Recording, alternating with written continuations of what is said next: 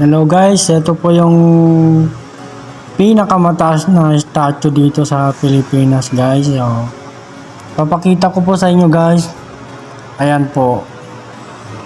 Matatagpuan lang dito sa Pasig City, Philippines.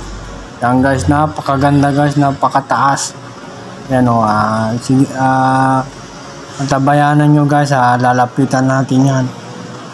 Napakagandang pagkagawa, napakakinis, napakataas. Ayan guys, lalapitan natin yan. Papakita ko sa inyo guys, sobrang ganda. Ayan na guys. Yan. Napakaganda yung ilaw dito sa ilalim niya.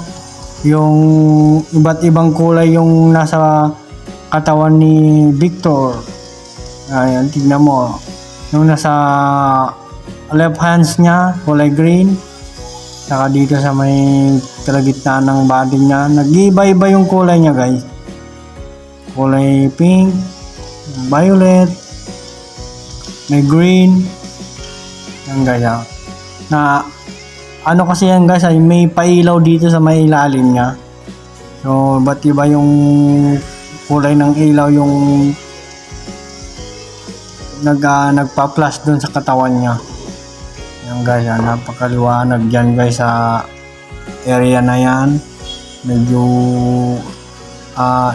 inaayos pa nila yung paligid yan kasi mag-i-install sila ng mga ibang ano yan guys, ibang attraction yung mga taga dyan. Kaya ito, pag gabi ako pumunta yan guys, oh. Yan, likod niya yan, mga matataas na building. Yan. Oh, iba na naman yung kulay niya guys. Sobrang na-attract ako dyan sa ano niya, sa ilaw niya dyan sa ilalim. Kasi sobrang liwanag.